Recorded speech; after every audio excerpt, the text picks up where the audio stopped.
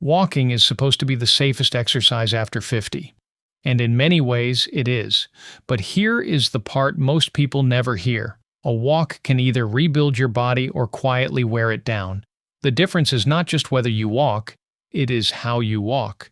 I see this pattern all the time. People tell me they are doing the healthy thing. They walk every day, they stay active, they try to take care of themselves, and yet they still develop knee pain, tight hips, lower back stiffness, shortness of breath, and that strange feeling that their body is becoming less stable instead of stronger. So what is going wrong? Usually it is not laziness. It is not a lack of effort. It is a set of small walking mistakes repeated thousands of times until the body starts paying the price. And if you are over 50, those small mistakes matter more than they used to. If you care about protecting your joints, your balance, your heart, and your independence, stay with me. Because these 7 mistakes are far more common than most people realize. And if this kind of practical prevention-focused content is why you watch Wellness Phase, subscribe now, because this is exactly the kind of information people usually hear too late. After 50, the body does not respond to stress the same way it did at 30. Muscle mass naturally declines with age. NIH notes that muscle mass starts dropping from adulthood, often by about 3 to 5% per decade. An excessive loss can progress into sarcopenia, which raises the risk of weakness, mobility problems, and falls. At the same time, walking mechanics tend to change with age. Step length often gets shorter, step width wider, and overall, gait speed slower. None of this means decline is inevitable. It means movement has to become more intentional. And there is another layer people miss. Your cartilage does not have its own blood supply. It depends on movement and joint fluid to bring in oxygen and nutrients. In other words, walking can help preserve the very joints people are afraid of damaging. But only when the mechanics are working for you, not against you. So let's go through the 7 walking mistakes that quietly do the most damage. Mistake number 1. You start too fast. This is one of the most common errors, and because it feels harmless, people keep doing it for years. They step outside, immediately hit their full pace, and assume that if walking is gentle, warming up is unnecessary. It is not. The National Institute on Aging specifically recommends light activity before and after aerobic exercise to warm up and cool down. The reason is simple. A warm-up gives your muscles time to engage, your heart rate time to rise gradually, and your body time to transition from rest into work. If you skip that transition, the first few minutes of your walk become the roughest minutes of your walk. Your stride is stiffer, your joints are less prepared, your breathing is more abrupt, and if you already have hidden weakness, tight calves, or mild balance issues, that fast start exposes all of it immediately. The fix is simple. Your first 3 to 5 minutes should feel almost too easy. Not because you are wasting time, because you are preparing the body to move well. Mistake number 2. You walk with your head and chest collapsed. When people walk with the head pushed forward, shoulders rounded, and eyes fixed down at the ground, they usually think it is just a bad habit. But that position changes breathing, spinal loading, and the way force travels through the body. A study found that forward head posture reduced multiple measures of respiratory function and limited lower thoracic movement during breathing. In plain English, when your head lives too far in front of your body, your rib cage and diaphragm do not work the way they should. You literally breathe less efficiently. That means a walk that should feel energizing starts feeling tiring. It also means the neck, upper back, and lower back begin compensating for a position they were never designed to hold for 30 straight minutes. The correction is not stand like a soldier. It is gentler than that. Think tall, not tense, eyes forward, chin level, chest open, shoulders relaxed. Let the spine stack instead of collapse. Because once your posture drops, your walk stops helping your body and starts negotiating with it. Mistake number 3. You keep your arms still. A lot of people walk with their arms pinned to their sides, folded across the body, or tucked into their pockets. It looks minor. Biomechanically, it is not.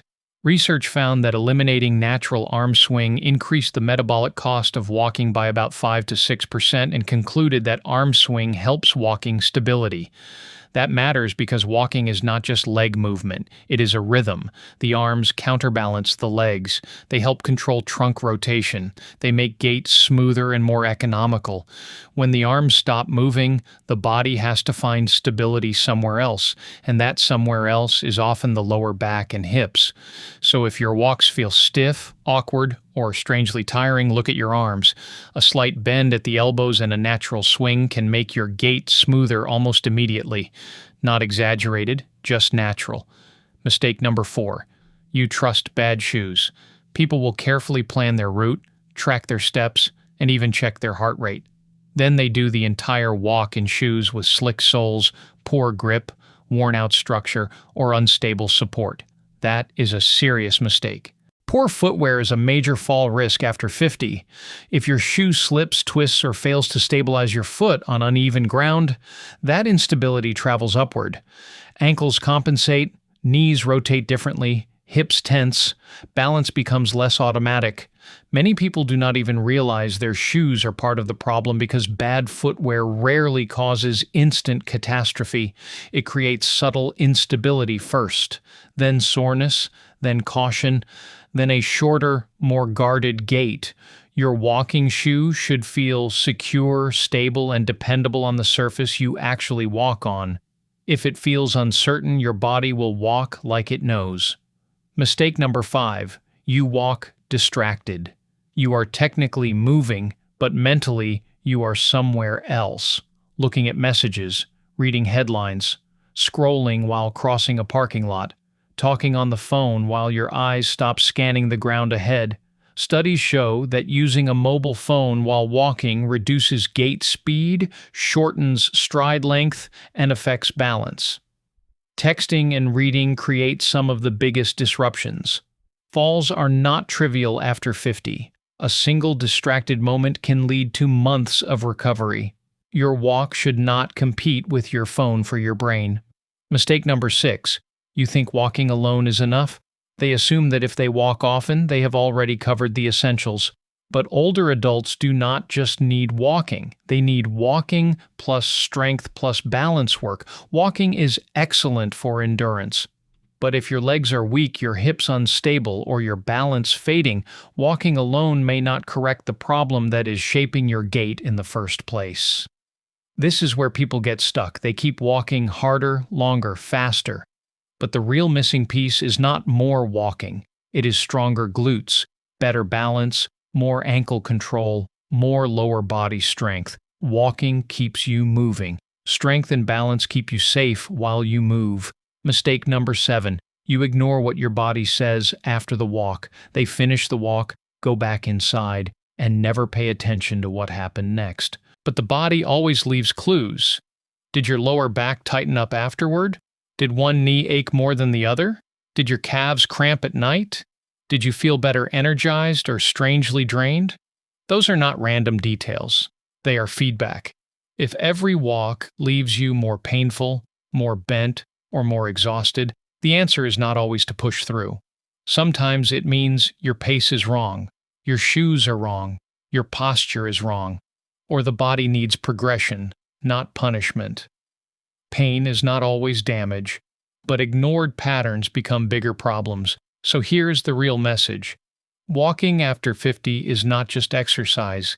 It is maintenance for the systems that decide how long you stay mobile, steady, and independent. Done correctly, walking supports circulation, preserves function, challenges balance, and helps you hold on to the strength you still have. Done carelessly, it can reinforce weakness, poor mechanics, shallow breathing, and instability. The difference comes down to a few habits. Start slowly, stand taller, let your arms move, wear shoes you can trust, put the phone away, stop treating walking as your only form of training, and pay attention to what your body tells you afterward because the goal is not simply to walk more, The goal is to walk in a way that teaches your body to last, and that is the part too many people miss. Every walk is a repetition. Every repetition teaches the body something. So the question is not whether you walked today. The question is, what did your walk train your body to become?